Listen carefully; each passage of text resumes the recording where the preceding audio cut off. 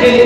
आपको क्या मालूम कि अल्लाह के नबी सल्लल्लाहु अलैहि वसल्लम का अपनी बीवियों के साथ क्या तरीका रहा, किनको मालूम है। और हम चाहते हैं कि अल्लाह ताला की रहमतें हम पर नाज़िल हो।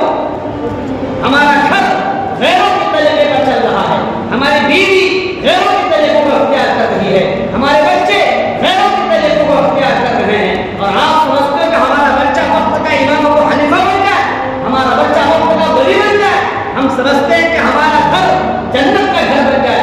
ऐसा कभी नहीं हो सकता है। बल्कि वो घर जहाँ पर अल्लाह और उसके रसूल से मोहब्बत नहीं की जाती है, घर में पैसे हैं, घर बनने का है, घर में आशाइश के तमाम सामान मुहैया है, आपके घर में दौलतों के अंबार हैं, लेकिन अल्लाह और उसके रसूल की जिंदगी से, अल्लाह ताला और उसके रसूल की मोहब्बत से अगर हमारा ये ज़ेल, हमारा ये वक्त, हम नाम के मुसलमान हो गए, लेकिन अल्लाह के नबी की मोहब्बत अगर हमारे बच्चों के दिलों में, हमारे बीवियों के दिलों में नहीं है, मैं कसम खा कर कह सकता हूँ, मैं कसम बार बार कसम खा सकता हूँ, अल्लाह तबारक व तआला कभी भी अपनी मदद और कभी भी अपनी नुसरत और कभी भी अपनी रहमत नाज़िल नहीं फरमाए। फिर आप मौलवियों के पास चले जाए, दुआ करवाते रहे, आप मुल्लाओं के पास चले जाए, ताबीज़ लेते रहे, आपके गले में एक ताबीज़ नहीं हजारों ताबीज़ पड़ जाए। आप अपने घर में कुरान खानी दिन भजन करवाए, रोजाना कुरान खानी करवाए, लेकिन मैं कसम खा सकता उसका कोई फायदा नहीं हो सकता। लिहाजा लोगों, हमारे नबी सल्लल्लाहु अलैहि वसल्लम ने हमें इन हालात को तरीका बताया, जबकि हालात खतरनाक हो जाए, जबकि ये मुस्लिम कौम चारों तरफ से परेशानियों के दलदल में है, हर तरफ से परेशानी है। ऐसे मौके पर अल्लाह के नबी सल्लल्लाहु अलैहि वसल्लम की जिंदगी वो इंसानियत वाली जिंदगी। इंसानियत का मतलब ये होता है हम हर एक के हाथ को थामेंगे, बिदून किसी तफरीक के हम हर एक के पास जाएंगे। हमारा पड़ोस अगर गैर मुस्लिम है, हम उनको भी उनके पास भी जाएंगे। हमारा पड़ोस अगर हॉस्पिटल में चल रहा है, अगर वो गैर मुस्लिम है, हम उनके पास जाएंगे।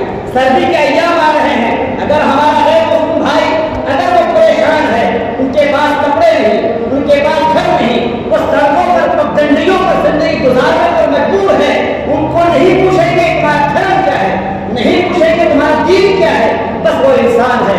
इंसानियत के नाते उनको हम कंबल देंगे, इंसानियत के नाते उनको हम सूटर देंगे, इंसानियत के नाते हम जैकेट देंगे, इंसानियत के नाते उनको खाना खिलाएंगे, इंसानियत के नाते हॉस्पिटलों में जाकर उनका इलाज करवाएंगे। ये है अपने इंसानियत। अगर हम मुसलमानों ने ये काम इस वक्त उनके के हालात के तनाज़ुर में कर दिए, तो हालात ऐसे हो जाएंगे कि गैर के हमारे हाथ गवाही देने को तैयार हो जाए। वरना याद रहे, प्रोफेसर साहब बैठे हुए हैं और वो हज़रात बैठे हुए हैं जो अल्हम्दुलिल्लाह दानिशवरान कौम है, जो उलमा इज़ाम है, जिनकी नज़र तारीख पर है, तारीखों का हमला हो, जब उनके बाद उनसे पहले अगर अब्बास दौर पर नजर दौड़ाएं, जब उनसे पहले उमवी दौर पर नजर दौड़ाएं, तो आपको पता चलेगा जब इंसानियत खत्म हुई कौम से, जब इंसानियत सोसाइटी से खत्म हुई, तब तो अल्लाह तबारक व तआला की तरफ से लानतों का नज़ूल हुआ। और जिस कौम में इंसानियत नाज़िल होती है, जिस कौम के अंदर लोगों के दरमियान इंसानियत का रिश्ता होता है, तो उस कौम पर अल्लाह तबारक व तआला की रहमतों का नज़ूल, मदरसे आबाद होते हैं, मस्जिदें आबाद होती हैं, खानकाहें आबाद होती हैं, गैर मुस्लिम हमारे मदरसों की हिफाजत करने को तैयार हो जाएंगे। लेकिन शर्त यह है कि गैर मुस्लिम के बहते हुए आंसू को हम पोंछें, उनके बच्चे ठिठक रहे हों, सर्दी के अय्याम में उनके बच्चों को बुलाकर उनके बच्चों के बदन पर उसी तरह का लिबास पहनाएं जो लिबास हम अपने बच्चों को पहना रहे हैं। उनके बच्चों के पैर में मौजे नहीं है, जूते नहीं है, उनके बच्चों को बुलाकर उनके बच्चों के पैर में मौजे पहनाएं, जूते पहनाएं। मैं कसम खाकर कह सकता हूँ, यही बच्चे जब बड़े होंगे आपके मदरसे के मुहाजिर बन जाएंगे, आपके मस्जिद के पासबान बन जाएंगे, फिर आपको हुकूमत से कोई शिकायत होगी, किसी से कोई गिला नहीं होगा। लेकिन आज हमने क्या किया? आज तो हमारा घर हमसे शिकायत करता है, हमारी बीवी को हमसे शिकायत, हमारे बच्चों को हमसे शिकायत, हमारे अब्बा हमसे सही से बात नहीं करते हैं, हमारी बीवी कहते हमारा शौहर हमसे सही से बात नहीं करता है। क्या हमारे नबी ने यही सबक दिया था हमें? हमारे नबी ने यही बात हमें पढ़ाया था? अल्लाह के नबी सल्लल्लाहु अलैहि वसल्लम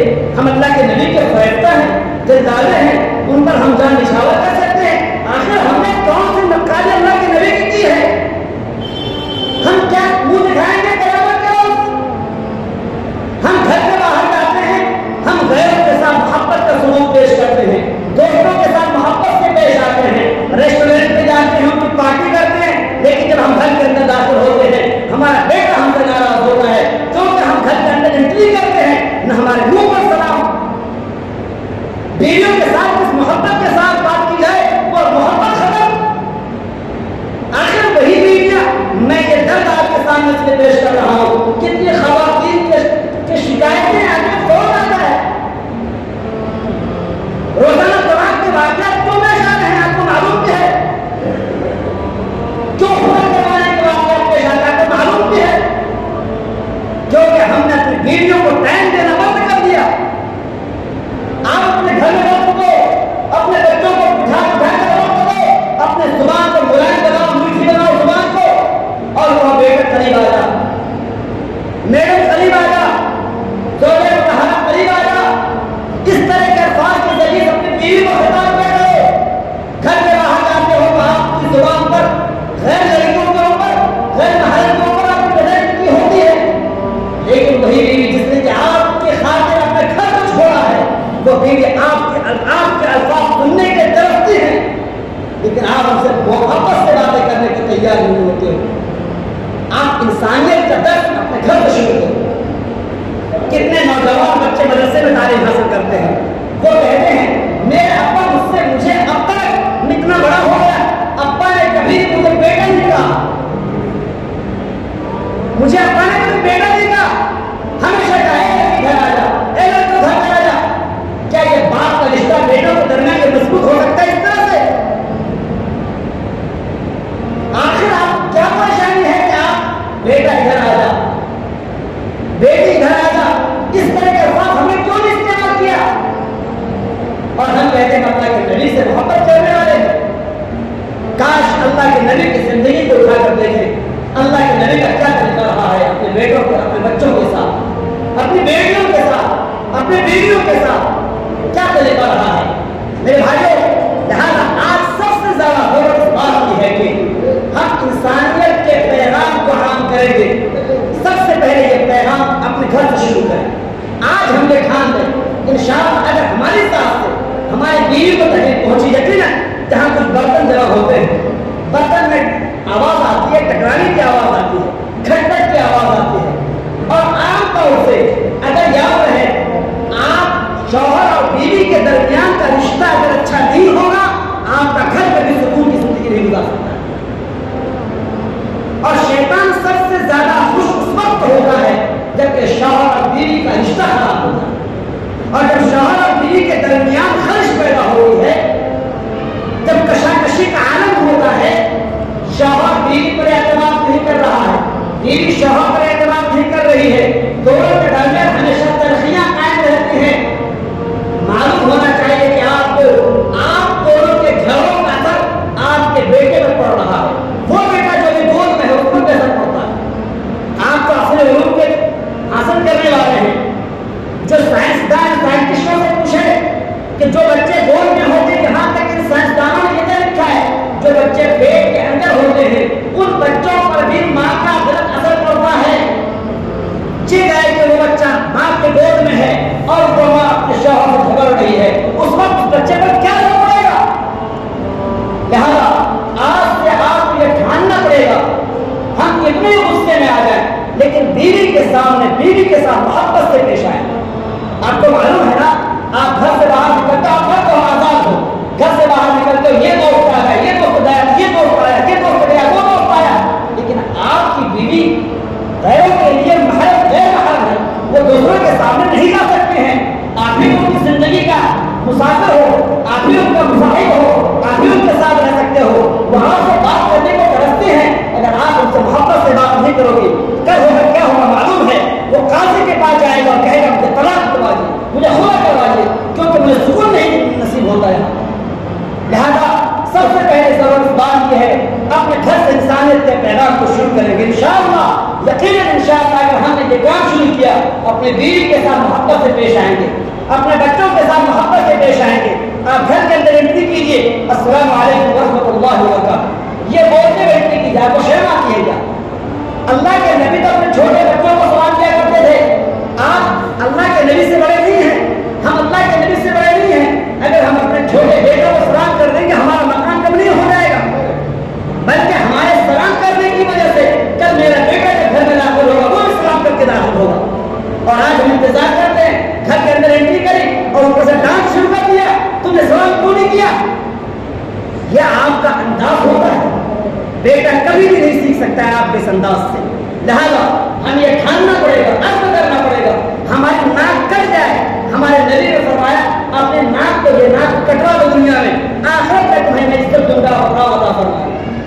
لہذا اے لوگوں اپنی بیویوں کے ساتھ محبت سے پیش آئیں گے انشاءاللہ، اپنے بچوں کے ساتھ جو اچھا سلوک ہونا ہے، لفظ بیٹے کا استعمال کریں، لفظ بیٹی کا استعمال کریں، لفظ بھائی کا استعمال کریں، لفظ دوست کا استعمال کریں، ان الفاظ کے ساتھ اپنے بیٹوں کو اچھا سا ماحول دو، اپنے گھر کو اچھا سا ماحول دو، انشاءاللہ آپ کا گھر جنت کا گھر بن جائے گا۔ آپ کی بیوی کبھی آپ کے بارے میں شکایت نہیں کرے گی۔ اس کے بعد ہم گھر سے باہر نکلیں گے، اپنے پڑوس کو دیکھیں گے، ہمارے پڑوس کا کوئی بھی انسان ہو، نہیں دیکھیں اس کا دھرم کیا ہے، نہیں دیکھیں اس کا مذہب کیا ہے، اگر وہ شنکر ہے اس کو بھی ہم پانی پلائیں گے، اگر وہ لکشمن ہے ان کو بھی ہم کپڑے پہنائیں گے، اگر وہ غیر مسلم کا بچہ ہے ان کو بھی ہم کپڑے پہنائیں گے، اگر کوئی ہمیں خبر مل گئی کوئی غیر مسلم ہاسپٹلوں میں تڑپ رہا ہے ان کے پاس جائیں گے۔ ہمارے پاس مسلمانوں کے پاس ایک فنڈ ہونا چاہیے، اگر آپ روزانہ ایک روپیہ اس فنڈ میں جمع کریں گے، اتنے لوگ یہاں پر بیٹھے ہوئے ہیں، اگر روزانہ ایک روپے جمع کریں گے،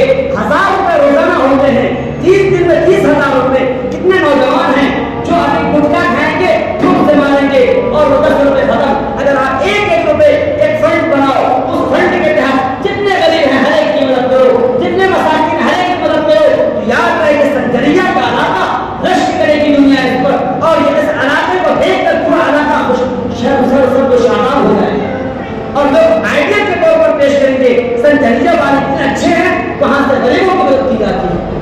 لہٰذا میرے عزیز دوستوں وقت ہو چکا ہے، میں آپ سے درخواست کرتا ہوں کہ آپ انسانیت کے پیغام کو عام کریں گے، اور انسانیت کا پیغام صرف مسلمانوں تک محدود نہ رہے، غیروں کو اس میں شامل کریں گے، انشاءاللہ اس ملک کے حالات اتنے خطرناک ہو جائیں گے، ہمارے اس پیغام کی وجہ سے حالات ہمارے فیور میں ہوں گے اور ہم ہی غالب ہوں گے۔ وَلَا تَهِنُوا وَلَا تَحْزَنُوا وَأَنتُمُ الْأَعْلَوْنَ إِن كُنتُم مُؤْمِنِينَ۔ غم کرنے کی ضرورت نہیں ہے، گھبرانے کی ضرورت نہیں ہے، شرط یہ ہے کہ آپ کا ایمان، آپ کا ایقان، آپ کا اللہ تبارک و تعالیٰ سے رشتہ اور رابطہ مضبوط ہونا چاہیے، سرگرمی ہمارے ساتھ ہوگی۔ میرے عزیز دوستو آخر میں یہاں پر کچھ لوگ بیٹھے ہوئے ہیں، کہاں سے آئے مہداور سے ہمارے دو دوست آئے ہوئے ہیں، اور ایک بڑا مدرسہ ہے، تقریباً 8-9 وہاں پر اساتذہ پڑھاتے ہیں اور تقریباً 600-700 وہاں پر بچے پڑھتے ہیں، وہ آپ کے دربار میں آئے ہیں۔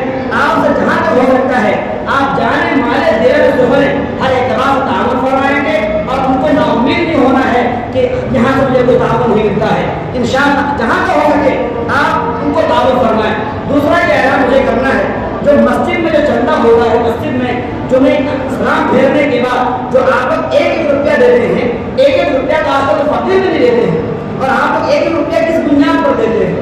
آپ اپنی جیب میں کم از کم ہر جمعے 10 روپے بھر کرنا ہے، 10 روپے کی کوئی زیادہ وفات نہیں ہے، یہ سوچ کر کے مسجد میں ہم دے رہے ہیں۔ اگر تمام لوگ 10 روپے دیں گے انشاءاللہ اچھی خاصی رقم جمع ہو جائے گی، امام کی تنخواہ